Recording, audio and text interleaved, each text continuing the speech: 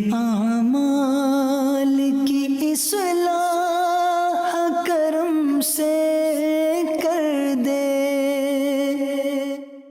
الحمدللہ رب العالمین والصلاة والسلام علی سید المرسلین، اما بعد فاعوذ باللہ من الشیطان الرجیم، بسم اللہ الرحمن الرحیم۔ پڑھیے، الصلاۃ والسلام علیک یا رسول اللہ وعلی آلک واصحابک یا حبیب اللہ، الصلاۃ والسلام علیک یا نبی اللہ وعلی آلک واصحابک یا نور اللہ۔ درود پاک پڑھنے کے بے شمار فضائل و برکات ہیں۔ بے چین دلوں کے چین نانائے حسنین صلی اللہ تعالی علیہ وسلم کا فرمان رحمت نشان ہے۔ جب جمعرات کا دن آتا ہے، اللہ پاک فرشتوں کو بھیجتا ہے، ان کے پاس چاندی کے کاغذ اور سونے کے قلم ہوتے ہیں۔ وہ لکھتے ہیں کہ کون جمعرات کے دن اور شب جمعہ، جمعرات اور جمعے کے درمیانی رات، نبی پاک علیہ السلام پر کثرت سے درود پاک پڑھتا ہے۔ یعنی جمعرات کی رات اور جمعرات کا دن اسپیشل ڈے ہے، اور اسپیشل ارینجمنٹ بھی ہے، انتظام بھی اسپیشل ہے کہ فرشتے آتے ہیں، چاندی کے کاغذ لے کر آتے ہیں، سونے کے قلم لے کر آتے ہیں، اور درود پڑھنے والوں کے نام لکھتے ہیں۔ تو ہمیں جمعرات کی رات، جمعے کا دن کثرت کے ساتھ درود پاک پڑھنا چاہیے۔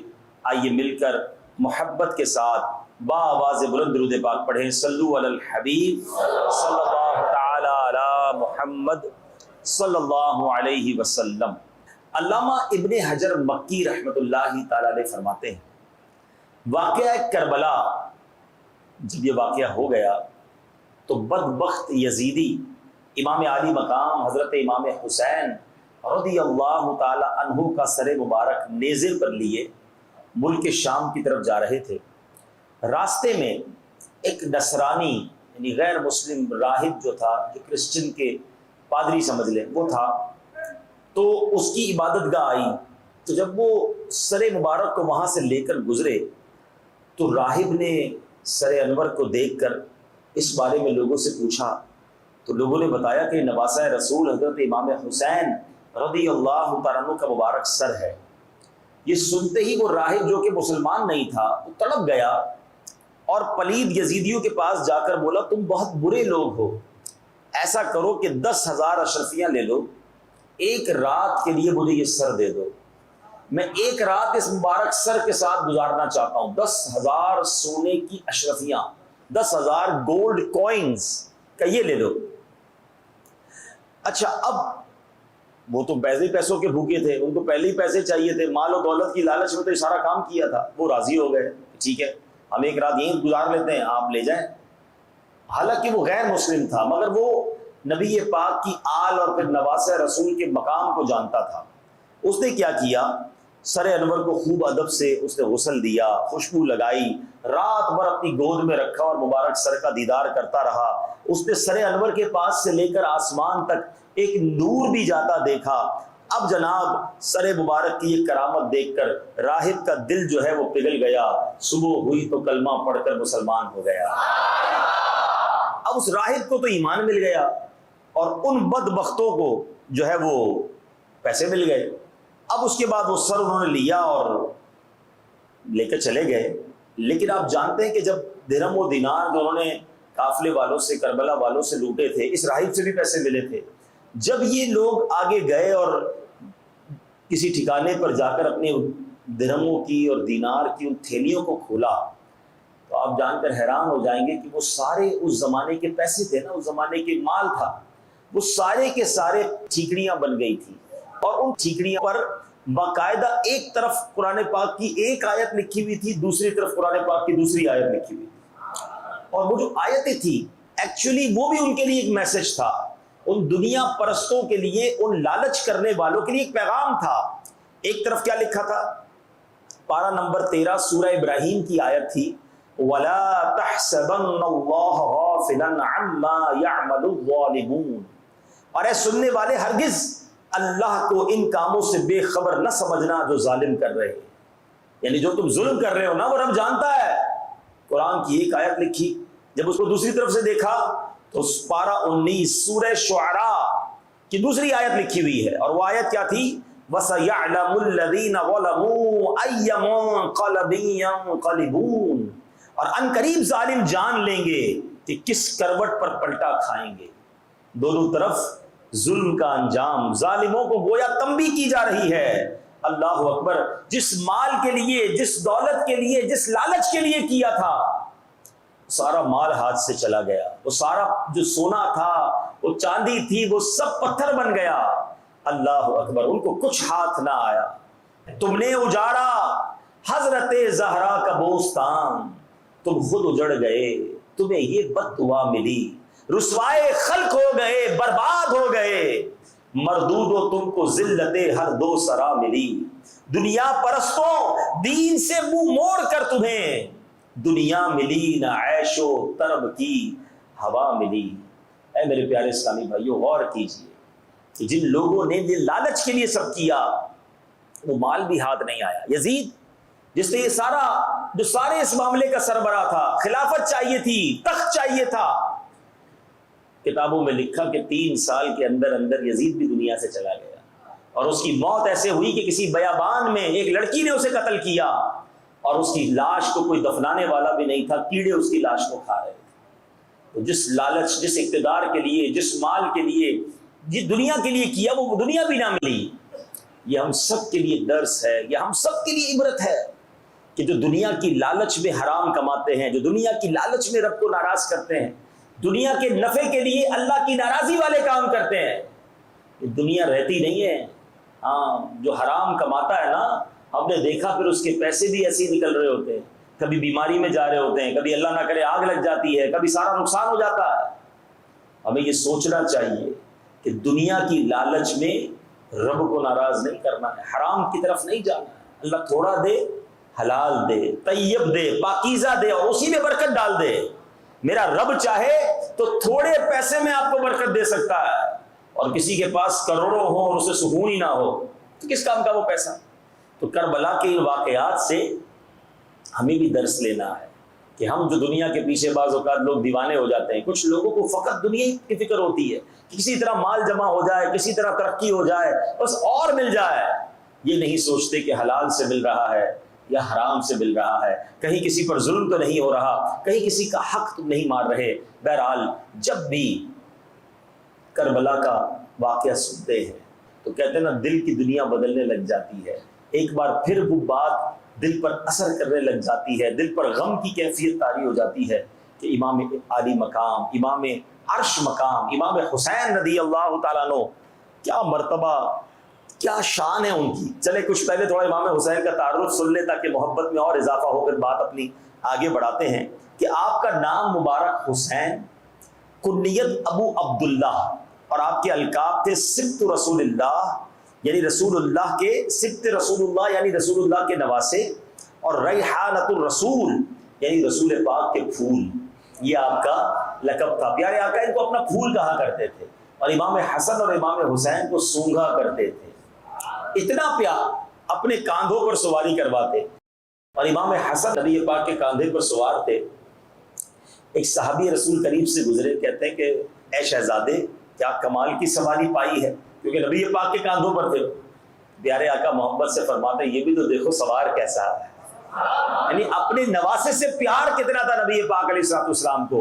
یعنی لیول دیکھیں کہ امام حسین کی جو ابتدا ہے، امام حسین رضی اللہ عنہ جو پیدا ہوئے نا، ہمارے یہاں کوئی بچہ پیدا ہوتا ہے تو ہم کسی کو بلاتے ہیں اذان دینے کے لیے، کوشش کرتے ہیں کوئی مسجد کے امام صاحب مل جائیں، کوئی عالم دین مل جائیں تو برکت ملے گی، آپ کو پتہ ہے۔ اور پھر دوسرا کام کیا کرتے ہیں، کسی عالم دین، کسی بزرگ سے ہم تحنیک دلواتے ہیں۔ تحنیک کہتے ہیں کوئی چیز چبا کر کوئی بزرگ منہ میں ڈال دے، شہد ڈال دے، تو ہم کہتے ہیں کہ بچے کی پہلی خوراک جو ہے نا وہ برکت والی ہو جائے۔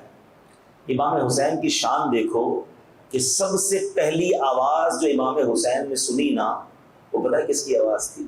وہ رسول پاک کی آواز تھی، اور حبیب اللہ کی آواز ہے، اور آواز کیا ہے؟ اللہ اکبر اللہ اکبر. اللہ کے حبیب کی آواز سے اللہ کا نام سنا. اور اب تحنیک کی باری آئی. پیارے آقا شہد بھی چٹا سکتے تھے, نبی پاک کھجور بھی دے سکتے تھے, نہیں, نبی پاک نے اپنی مبارک زبان امام حسین کے منہ میں دے دی. یعنی لعاب دہن, نبی پاک کا مبارک تھوک مبارک لعاب دہن جو ہے وہ امام حسین کی پہلی غذا بنتا ہے. یہ کیسا نواسا ہے, اس کی ابتدا کیسی ہے, خود نبی پاک نے نام رکھا. اللہ اکبر. اور یہ ایک اور عجیب بات آپ کو بتاؤں کہ بہت سارے لوگوں کی خواہش ہوتی ہے کہ ہمارے بچے کا وہ نام ہو جو یونیک ہو, کسی کا نہ ہو. آپ کو پتا ہے حسن اور حسین یہ دو نام اللہ کریم نے اپنی قدرت سے دنیا والوں پر مخفی رکھے ہوئے تھے, چھپے ہوئے نام تھے. اس سے پہلے دنیا میں کسی نے یہ نام نہیں رکھا تھا. یہ نام فقط امام حسن اور امام حسین کو عطا ہوئے. اللہ اکبر. یہ شان ہے ان کی. نبی پاک علیہ الصلوۃ والسلام کہ ان پھولوں کو, اس پورے کہتے ہیں خاندان کو سیدی اعلیٰ حضرت بریلی کے تاجدار کیسے بیان کرتے ہیں. آپ فرماتے ہیں کیا بات رضا اس چمنستان کرم کی, کیا بات رضا اس چمنستان کرم کی, زہرا ہے کلی جس میں حسین اور حسن پھول. یعنی یہ وہ پھول ہیں. اور زہرا فاطمہ الزہرا رضی اللہ تعالیٰ عنہا, امام حسین رضی اللہ تعالیٰ عنہ کے بارے میں نبی پاک فرماتے ہیں حسین منی و انا من حسین احب اللہ من احب حسینا. یعنی حسین مجھ سے ہیں اور میں حسین سے ہوں, جو حسین سے محبت کرے اللہ پاک اس سے محبت فرماتا ہے. امام حسین کی محبت ہمارے ایمان کا تقاضا ہے. ایک حدیث پاک میں فرمایا حسن و حسین سے جس نے محبت کی اس نے مجھ سے محبت کی, اور جس نے ان سے دشمنی کی اس نے مجھ سے دشمنی کی. ایک اور حدیث پاک میں بخاری شریف کی حدیث, اللہ پاک کے آخری نبی رسول ہاشمی صلی اللہ علیہ وسلم نے فرمایا دنیا میں میرے دو پھول ہیں, بریلی کے تاجدار انہی دو پھولوں کا صدقہ عرض کرتے ہیں نا, ان دو کا صدقہ جن کو کہا میرے پھول ہیں. اے آقا کرم ایسی کیجئے کہ جن کے بارے میں آپ نے فرمایا وہ آپ کے پھول ہیں, ان دو کا صدقہ جن کو کہا میرے پھول ہیں, کیجئے رضا کو حشر میں خنداں مثال گل. حضور رضا کو بھی قیامت کے دن مسکراتا ہوا پھول کی طرح بنا دیجئے گا. آپ نگاہ فرمائیں گے تو گناہوں کا بوجھ دور ہو جائے گا, اور میں بھی مسکراتا ہوا آپ کے پیچھے جنت میں چلا جاؤں گا. تو سبحان اللہ, یہ ہے مرتبہ امام حسین کا. لیکن ایسی شخصیت کے ساتھ ایسا ظلم, ایسی شخصیت کے ساتھ اتنی بربریت کہ آج بھی تکلیف ہوتی ہے. آپ میں سے کئی ایسے لوگ ہوں گے کہ جن کی والد والدہ یا رشتہ داروں میں سے کوئی کسی کا انتقال ہو گیا ہوگا, ماں چلی جائے نا دنیا سے, کچھ عرصے تک بڑی تکلیف ہوتی ہے. والد چلا جائے بہت یاد آتا ہے, مگر جیسے جیسے وقت گزرتا جاتا ہے تکلیف میں کمی ہوتی جاتی ہے. جیسے جیسے وقت گزرتا جاتا ہے انسان اب وہ احساس نہیں ہوتا, یقیناً یاد تو آتی ہے مگر وہ دکھ کی کیفیت کم ہو جاتی ہے. مگر آپ سوچیں 1350 سال ہو گئے ہیں, جب بھی محرم آتا ہے عاشقان اہل بیت کی آنکھیں نم ہو جاتی ہیں. آج بھی یاد تڑپاتی ہے, آج بھی دل غمزدہ ہو جاتا ہے کہ یہ کیا ہوا تھا, یہ کیسا ظلم ہوا ہے, اور یہ کیسی اٹیچمنٹ ہے امت رسول کو خاندان نبوت سے, کیونکہ جس سے نبی پاک کو اتنا پیار تھا اس ہستی پر ایسا ظلم ہوا. اللہ کریم تربت امام حسین پر اور شہدائے کربلا پر کروڑوں رحمتوں کی بارش نازل فرمائے, اور ان کے صدقے ہمیں بھی دین کی خاطر قربانی دینے کی توفیق عطا فرمائے. یاد رہے امام عالی مقام امام حسین 5 شعبان المعظم 4 ہجری کو مدینہ منورہ میں پیدا ہوئے. 55 سال 5 ماہ 5 دن, سارا ہی 5 کا عدد ہے, 55 years 5 months and 5 days آپ نے اس دنیا میں تشریف فرما رہے. اور 10 محرم الحرام 61 ہجری کو بروز جمعہ کو انتہائی مظلومیت کے ساتھ شہید کیے گئے. آپ نے حق پر ثابت قدمی, جواں مردی, استقامت کی لازوال مثال قائم کر دی. کیا خوبصورت منقبت لکھی ہے حضرت مولانا حسن رضا خان صاحب نے. آپ لکھتے ہیں باغ جنت کے ہیں بہرے مدحہ خانے اہل بیت, تم کو مژدہ نار کا اے دشمنان اہل بیت, ان کی پاکی کا خدائے پاک کرتا ہے بیان, آیا اے تطہیر سے ظاہر ہے شان اہل بیت. ان کے گھر میں بے اجازت جبرائیل آتے نہیں, قدر والے جانتے ہیں قدر و شان اہل بیت، گھر لٹانا جان دینا کوئی تجھ سے سیکھ جائے، جان عالم ہو فدا اے خاندان اہل بیت۔ تو کمال کا یہ جناب قربانی کی داستان ہے، یہ کیسا خاندان تھا اور ان پر یہ کیسا ظلم ہوا کہ گویا پورے زمانے پر ایک عجب کیفیت طاری ہو گئی۔ اسی خاندان کی شان میں، اسی قافلے والے کی شان میں کیا خوبصورت اشعار شاعر لکھتے ہیں، ہزاروں میں 72 تن تھے تسلیم و رضا والے، ہزاروں میں 72 تن تھے تسلیم و رضا والے، حقیقت میں خدا ان کا تھا اور یہ تھے خدا والے۔ حسین ابن علی کی کیا مدد کر سکتا تھا کوئی، یہ خود مشکل کشا تھے اور تھے مشکل کشا والے۔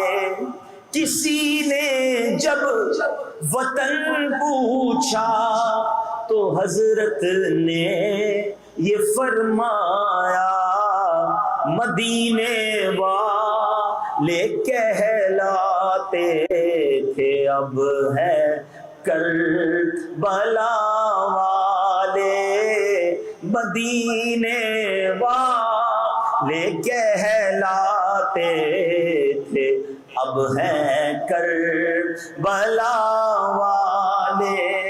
یہ نعرہ حر کا تھا جس وقت فوج شام سے نکلا، کہ دیکھو یوں نکلتے ہیں جہنم سے خدا والے۔ حضرت حر کا واقعہ بھی بڑا نرالا، کیسے نکلے؟ حضرت حر دیکھیں ان کے نام کے ساتھ ہم کیا کہہ رہے ہیں، حضرت حر رضی اللہ تعالیٰ عنہ۔ حالانکہ یہ یزیدی فوج میں تھے، امام حسین کے مقابلے میں کربلا سے پہلے سب سے پہلے جس نے امام حسین کے قافلے کو روکا نا وہ حضرت حر تھے۔ اب جب روک لیا تو امام حسین نے کہا کہ مجھے واپس جانے دو، اگر تم نہیں چاہتے تو میں نہیں جاتا آگے۔ انہوں نے کہا واپس تو میں نہیں بھیج سکتا، ابن زیاد کا حکم ہے کہ آپ کو کہیں نہیں جانے دینا۔ نماز کا وقت ہوا، امام حسین نے کہا تم نماز تو اپنی پڑھو گے؟ نہیں، امام تو آپ ہی ہیں، میں نماز آپ کے پیچھے ہی پڑھوں گا۔ امام حسین کے پیچھے نماز بھی پڑھی، لیکن دل امام حسین کے ساتھ تھا، آرڈر سربراہ کا تھا۔ 10 محرم کا دن آیا تو حر جو ہیں یہ بڑے سپہ سالار تھے، بڑے بہادر تھے، کانپنے لگے کیونکہ یزیدی فوج میں تھے، لڑائی شروع ہونے والی تھی۔ تو ان کا بھائی ان سے کہتا ہے کہ اے حر تم تو بڑے سپہ سالار ہو، بڑے بہادر ہو، یہ تمہیں کیا ہو گیا، کیوں کانپ رہے ہو؟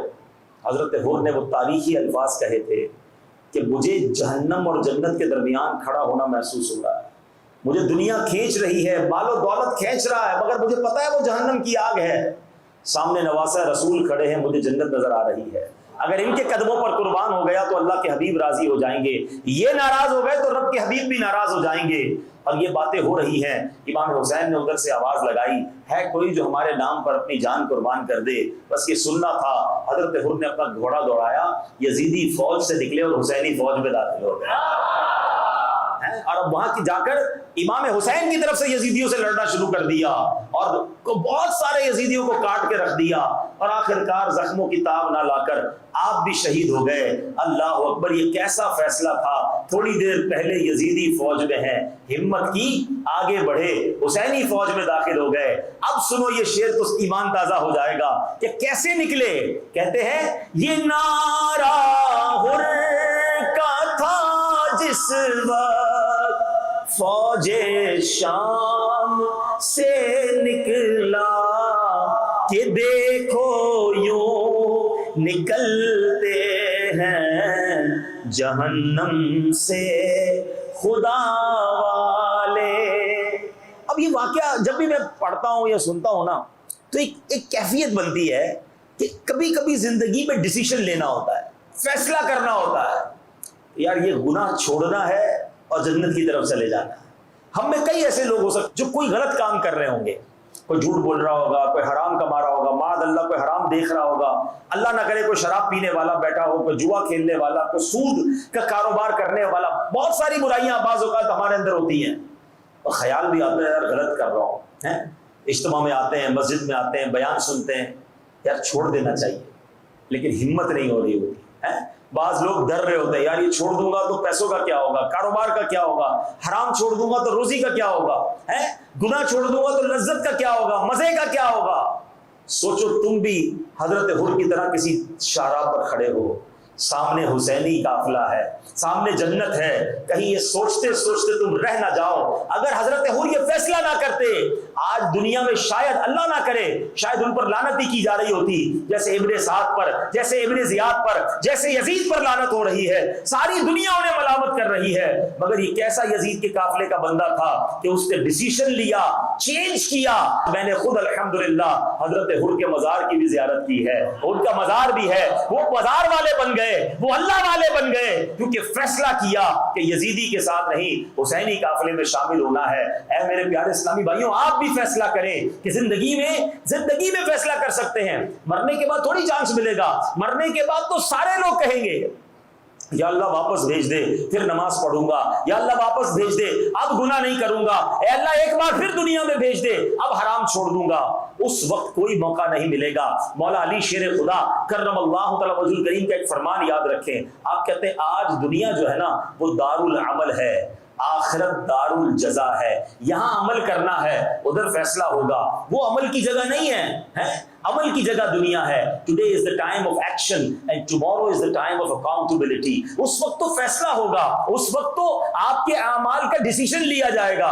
عمل ادھر کرنا ہے. اور اسی طرح جو سرکار علیہ الصلوۃ والسلام سے محبت نہیں کرتے, معاذ اللہ نبی پاک کی عظمت کے منکر ہیں, جو نبی پاک کے مرتبے کو نہیں مانتے, کیا شاندار انداز میں بریلی کے تاجدار نے انہیں سمجھایا کہ آج لے ان کی پناہ, آج مدد مانگ ان سے. جو آج نہیں مانتے نا, قیامت میں تو سارے مان جائیں گے, کیونکہ جب میدان محشر لگے گا اور نبی پاک کی شان دیکھیں گے, سب کو پتا چل جائے گا کہ صرف ان کی رسائی ہے, صرف ان کی رسائی ہے. اعلیٰ حضرت کہتے ہیں آج لے ان کی پناہ, آج مدد مانگ ان سے, پھر نہ مانیں گے قیامت میں اگر مان گیا. سچا غلام وہ ہے جو آج غلام ہے, جو آج ان کی غلامی کرتا ہے, جو آج ان کی اطاعت کرتا ہے, جو آج امام حسین کا ماننے والا ہے.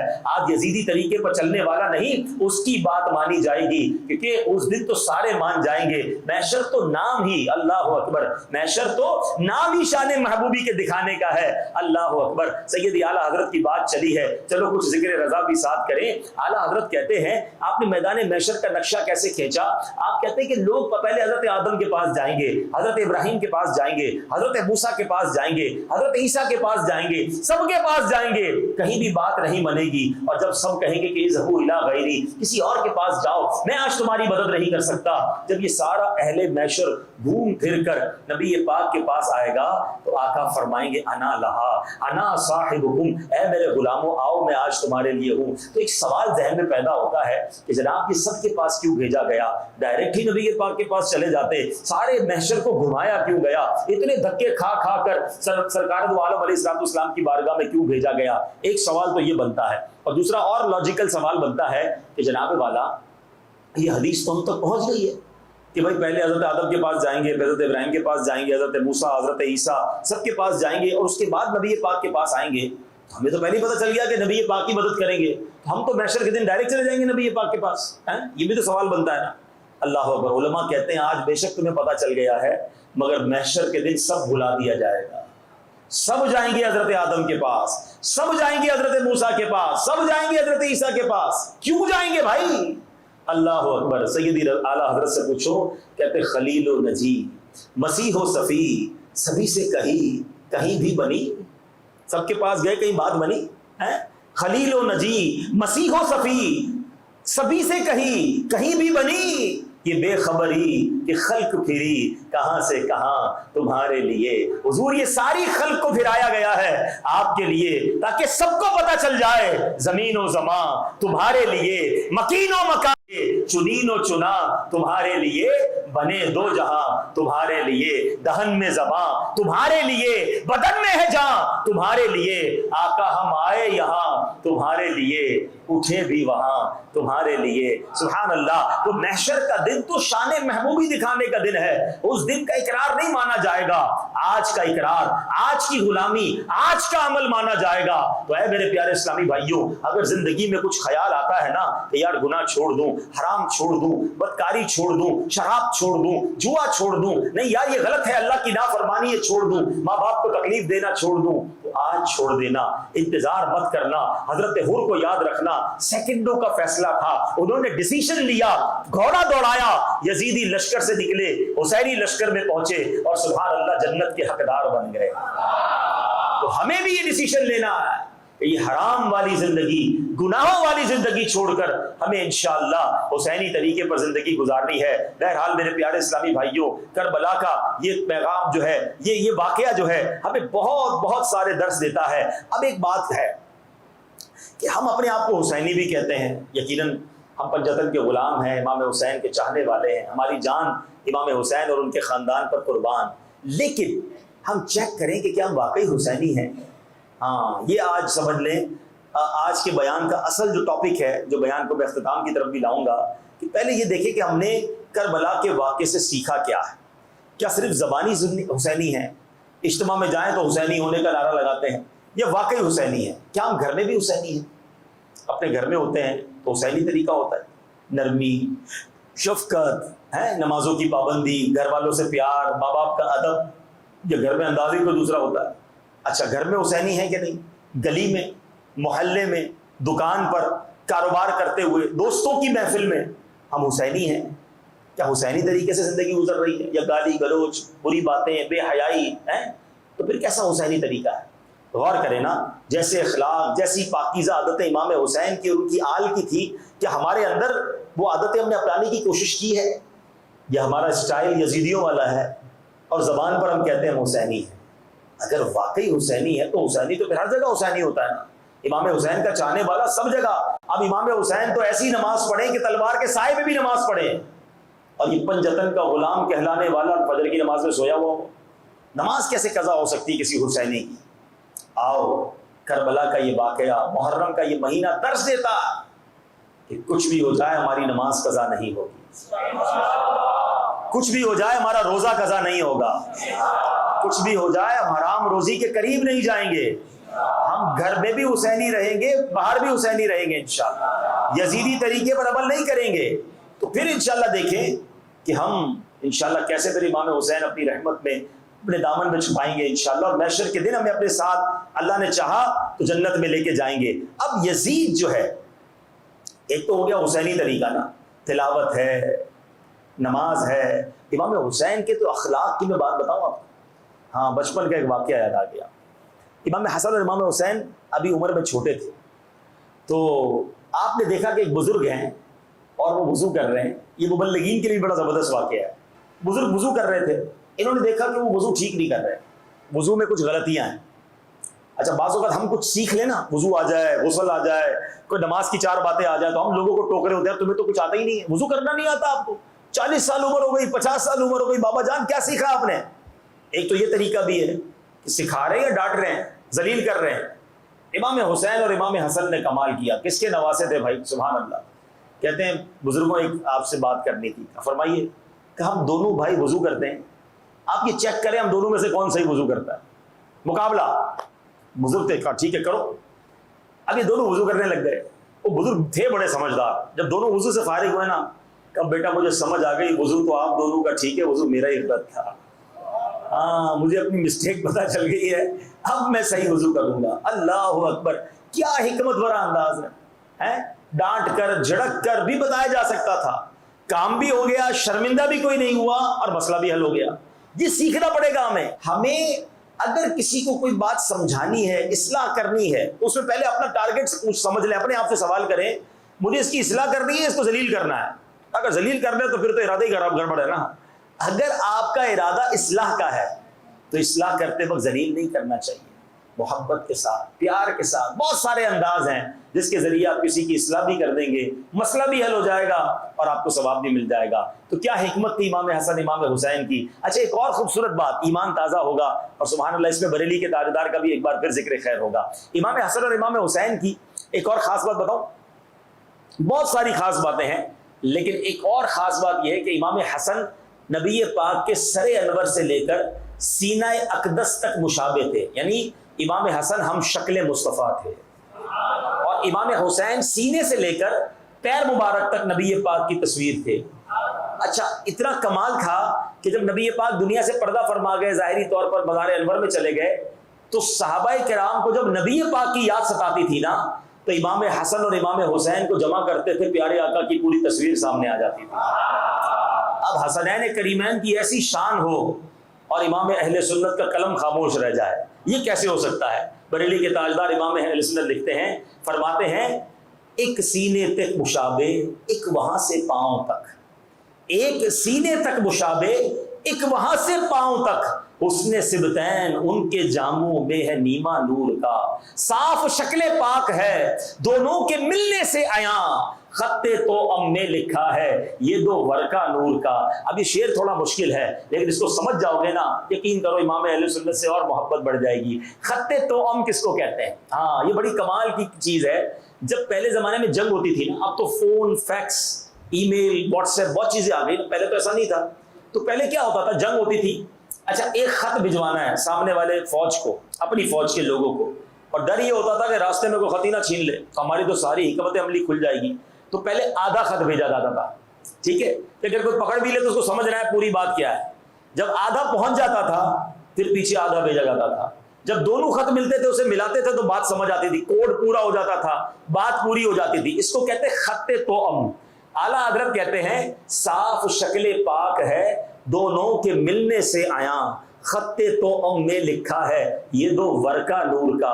یہ ایسے ورق ہیں نور کے کہ جب ان کو ملاتے ہیں تو آقا کی شبیہ سامنے آ جاتی ہے، نبی پاک کا جلوہ سامنے آ جاتا ہے۔ یہ ہے بریلی کے تاجدار اور یہ ہے امام عشق و محبت اعلیٰ حضرت کا حسنین کریمین سے پیار۔ تو بہرحال امام اہل سنت نے جو ذکر کیا اس سے مزید ہمارا شوق بڑھنا چاہیے کہ امام حسین کے طریقے پر زندگی گزارنی ہے۔ مگر آؤ، امام حسین نے جو یزید کی بیعت نہیں کی، کچھ لوگ کنفیوژن پیدا کرتے ہیں کہ بیعت کر لیتے تو کیا تھا، ایسا کیا برائی تھی یزید میں۔ آؤ اب سنو یزید کس قدر پلید آدمی تھا اور کیا کچھ کرتا تھا جو میں نے اور آپ نے نہیں کرنا ہے۔ یزیدی طریقے پر تو زندگی نہیں گزارنی نا، حسینی طریقے پر گزارنی ہے۔ تو آؤ سنو یزید کیا کرتا تھا۔ سرکار دو عالم علیہ السلام فرماتے ہیں اول من یبدل سنتی رجل من بنی امیہ یقال لہ یزید، میری سنت کو بدلنے والا پہلا شخص بنو امیہ سے ہوگا اور اسے یزید کہا جائے گا۔ آقا نے پہلے سے سمجھے پیشن گوئی فرما دی تھی، سب سے پہلے سنت کو بدلنے والا اگر کوئی ہوگا، خلاف سنت کاموں کو رواج دے گا، ابھارے گا، تو وہ یزید ہوگا۔ اب آج سوچیں کوئی ایسا تو نہیں ہمارے درمیان جو سنت پر مذاق اڑاتا ہو، خود بھی سنت پر عمل نہیں کرتے لوگ، اور اگر کوئی سنت پر عمل کرے اس کا مذاق اڑاتے ہیں۔ داڑھی رکھی بھی ہے، امامہ پہن لیا ہے، زلفیں کیوں رکھی ہیں، یہ بھائی تم نے کون سا پجامہ اونچا کر لیا ہے، یعنی وہ کام جو سنت ہوتی ہے کچھ لوگوں کو برے لگ رہے ہوتے ہیں۔ اپنے آپ سے پوچھو پھر یزید کیا کرتا تھا، اس کو بھی تو سنت سے پرابلم تھی۔ سنت پر عمل کرنا ہے، نہ کہ سنت پر عمل کرنے والے کا دل توڑنا ہے۔ اور سنت کے فضائل کیسے، پیارے آقا علیہ السلام فرماتے ہیں واللہ یہ جو حدیث ہے نا، میں کہتا ہوں بندہ زندگی سنت پر عمل کرنے پر گزار دے۔ اے دعوت اسلامی والو تمہیں مبارک ہو، تم جو سنتوں کو پھیلانے میں لگے ہوئے ہو، یہ چھوٹا کام نہیں ہے، انشاءاللہ اس کا اجر کیا ملے گا۔ اللہ کے حبیب فرماتے من احب سنتی فقط احبنی، جس نے میری سنت سے محبت کی اس نے مجھ سے محبت کی۔ ابھی آگے تو سنو، تحفہ کیا ملے گا، انعام کیا ملے گا سنت سے محبت کرنے کا۔ من احب سنتی فقط احبنی ومن احبنی کان معی فی الجنہ۔ آقا فرماتے ہیں جس نے میری سنت سے محبت کی اس نے مجھ سے محبت کی، اور جس نے مجھ سے محبت کی وہ جنت میں میرے ساتھ ہوگا۔ ارے یہ تو جنت میں جانے والا راستہ ہے. اچھا کچھ لوگ آج کل انٹرنیٹ کا زمانہ ہے نا, عجیب عجیب سوال, یار فرض کی بات کرو, قرآن کی بات کرو, جب دیکھو تمہارے منہ سے سنت کی بات ملتی ہے. ارے میرے آقا نے تو ہمیں یہ انعام دیا ہے کہ جو سنت پر عمل کرے گا, سنت سے محبت کرے گا, میں اسے ساتھ جنت میں لے جاؤں گا. اور اس کے سامنے دوسرا سنو, جو سنت سے جلتے ہیں نا, جن کو سنت سے پرابلم ہے یا معاذ اللہ عمل نہیں کرتے, اللہ کے نبی فرماتے فمن رغب عن سنتی فلیس منی, جس نے میری سنت سے منہ موڑا وہ ہم میں سے نہیں. یعنی آقا نے اسے دور کر دیا, نہ سنت پر عمل کرنے والے سے کو دور کر دیا اور سنت سے محبت کرنے والے کو ساتھ جنت میں لے کر جائیں گے. اب آپ کی مرضی ہے, دو روڈ ہے سمجھ لو, ایک راستہ ڈھاکہ کو جا رہا ہے, ایک سمجھ لو کسی اور شہر میں جا رہا ہے, سلٹ کو جا رہا ہے. اگر آپ نے ڈھاکہ جانا ہے تو ڈھاکہ کے روڈ پہ جاؤ گے نا, اگر جنت میں جانا ہے تو سنت کا راستہ اپنانا پڑے گا. یہ سنت تمہیں انشاءاللہ, بڑا پیارا شعر ہے نعت کا کہ جنت میں لے کے جائے گی سنت رسول کی, جنت میں لے کے جائے گی الفت رسول کی. انشاءاللہ نبی پاک کی سنت پر بھرپور عمل کریں گے. آگے سنو. ایک روز پیارے آقا علیہ الصلوۃ والسلام نے 3 مرتبہ فرمایا میرے نائب پر اللہ پاک کی رحمت ہو. عرض کیا گیا حضور آپ کے نائب کون؟ نبی پاک کا نائب. فرمایا میری سنت سے محبت کرنے والے اور دوسروں کو سکھانے والے. اے مدنی قافلے والوں تمہیں مبارک ہو, اے درس دینے والوں تمہیں مبارک ہو, اے دعوت اسلامی کا دن رات کام کرنے والوں تمہیں مبارک ہو. اللہ کے حبیب فرما رہے میرے نائب ہیں جو سنت پر عمل کرتے ہیں اور دوسروں کو سکھاتے ہیں. یہ کام چھوڑنا نہیں, شرمانا نہیں, دور نہ جانا. اگر سست ہو گئے ہو تو آؤ پھر آ جاؤ. حسینی طریقے پر عمل کرنا ہے تو دعوت اسلامی کے ماحول میں آ کر سنت کو تھام لو. رسول اکرم نور مجسم صلی اللہ تعالی علیہ وسلم نے فرمایا من تمسک بالسنہ دخل الجنہ, جس نے میری سنت کو مضبوطی سے تھام لیا, مضبوطی سے پکڑ لیا, وہ جنت میں داخل ہوگا. پھر کیوں نہ سنت کریں, پھر کیوں نہ سنت پر عمل کریں. آج تو عجیب دور آ گیا ہے, لوگ کہتے ہیں جناب سنت ہی ہے نا, فرض تو نہیں ہے نا, واجب تو نہیں ہے نا, گناہ تو نہیں ملے گا.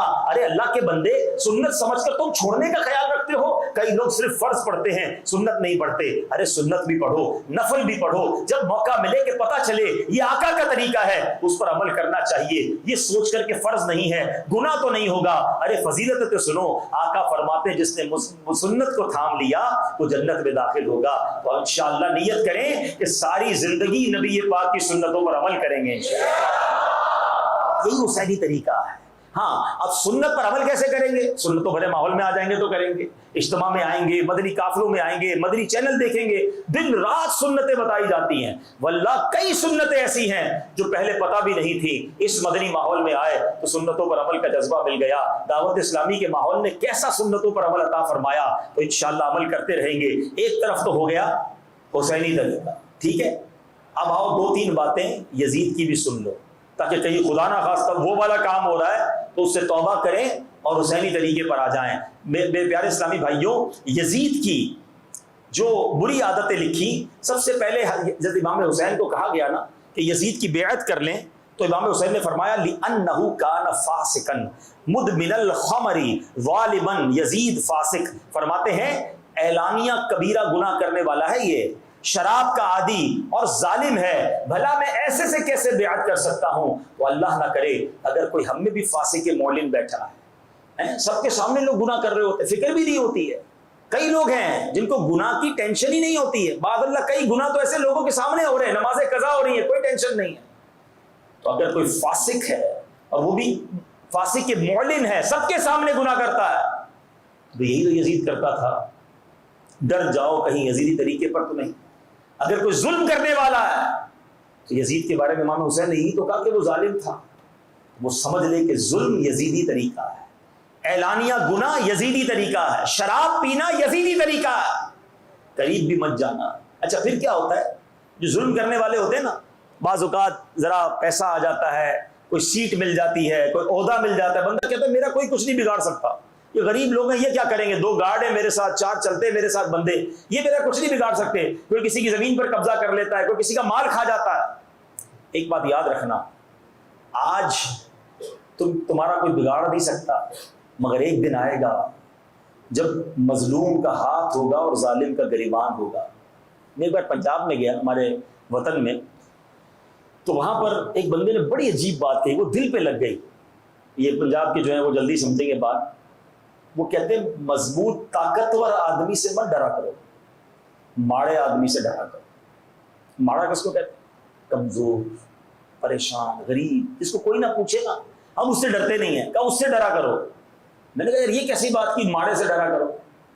کہتے جو کمزور ہوتا ہے نا اس کے ساتھ اللہ ہوتا ہے. جب وہ ہاتھ اٹھاتا ہے نا دل کی گہرائیوں سے تو وہ عرش تک جاتی ہے. ہم بعض اوقات غریب آدمی کہتے ہیں یہ کیا کر لے گا ہے، اس کو جھاڑ بھی دیتے ہیں، اب بعد اللہ کوئی گالی دے دیتا ہے، کوئی دھکا دے دیتا ہے، کوئی برا بھلا کہہ دیتا ہے. یہ نہیں جانتے کہ اس کا دل ہے. اگر اس نے ہاتھ اٹھا دیا نا تو وہ عرش تک جانی ہے اور برباد ہو جاؤ گے. ایک مشورہ دیتا ہوں، زندگی میں دعائیں لینے والے کام کرنا، ہائے لینے والا کام نہ کرنا. کبھی آپ کو ایسا فیل ہو نا پیارے اسلامی بھائیوں کہ یار سب سیٹ تھا، میری صحت بھی ٹھیک تھی، گھر بھی ٹھیک تھا، کاروبار بھی ٹھیک تھا، اور ایک ایک کر کے چیزیں خراب ہونے لگ رہی ہیں. یار صحت بھی خراب ہو رہی ہے، فیملی میں بھی جھگڑے شروع ہو گئے، پتہ نہیں سب ٹھیک تھا، کاروبار میں گڑبڑ ہو رہی ہے، چیزیں بکھرتی بھی نظر آئے نا تو فوراً چیک کرنا کسی کا دل تو نہیں دکھا دیا ہے، کسی کی ہائے تو نہیں لے لی ہے. کیونکہ جب مظلوم ہاتھ اٹھاتا ہے نا تو ظالم برباد ہو جاتا ہے. ظلم یزیدی طریقہ ہے، جو بھی کرے گا برباد ہو جائے گا. اچھا بعض اوقات ہمیں پتہ بھی نہیں ہوتا، ہمارا انداز ہی ایسا ہوتا ہے، لوگوں کے دل ٹوٹ رہے ہوتے ہیں، چلتے پھرتے جھاڑ دیتے ہیں، ڈانٹ دیتے ہیں اور سمجھتے سامنے والا کچھ کر. بھائی سامنے والا واقعی غریب ہے، کچھ نہیں کر سکے. بعض اوقات ہمارا ملازم ہوتا ہے، ڈرائیور ہے، چوکیدار ہے، مسجد کا خادم ہے، ہمارا ملازم ہے، ہم جو کہہ دے بیچارہ سنتا ہے، اس لیے کہ اس کو کہیں اور نوکری نہیں ملے گی. مگر وہ کمرے میں جا کر اکیلے میں روتا ہے. آپ کے پاس یہ حق نہیں ہے کہ آپ کسی کے ساتھ ظلم کریں، کسی کا دل دکھائیں. کیا معلوم اللہ کی بارگاہ میں اس کا کیا مقام ہے. جو ظلم کرتا ہے وہ یہ جان لے کہ ٹھیک ہے دنیا میں تمہارا کوئی بگاڑ نہیں سکتا، لیکن اگر مظلوم نے بارگاہ الہی میں ہاتھ اٹھا لیے نا تم برباد ہو جاؤ. ظلم نہ کرنا، لوگوں کے ساتھ بھلائی کرو، دعائیں لو. ظالم کو کوئی یاد نہیں رکھتا. کون ہے جو آج دنیا میں یزید کا نام لینے والا ہے؟ دنیا کا ہر مسلمان اپنے دل میں امام حسین کی جگہ رکھتا ہے. ہمارے دلوں پر راج ہے تو امام حسین کا ہے، کربلا والوں کا ہے. یاد رکھنا، پیسہ، دولت، لالچ یہ برباد کر دیتی ہے انسان. ہمیں اللہ کا عاجز بندہ، انکساری والا بندہ بن کر رہنا ہے. تو بہرحال یہ کربلا کا واقعہ ہمیں بہت سارے درس دیتا ہے. اللہ کرے کہ اس واقعے سے ہم درس حاصل کریں، اپنی زندگی کو حسینی طریقے کے مطابق گزاریں. اور سبحان اللہ جو آج ہم نے سنت رسول کے بارے میں سنا، اللہ کرے کہ ہم اس پر عمل کرنے والے بن جائیں. میرے اعمال کی اصلاح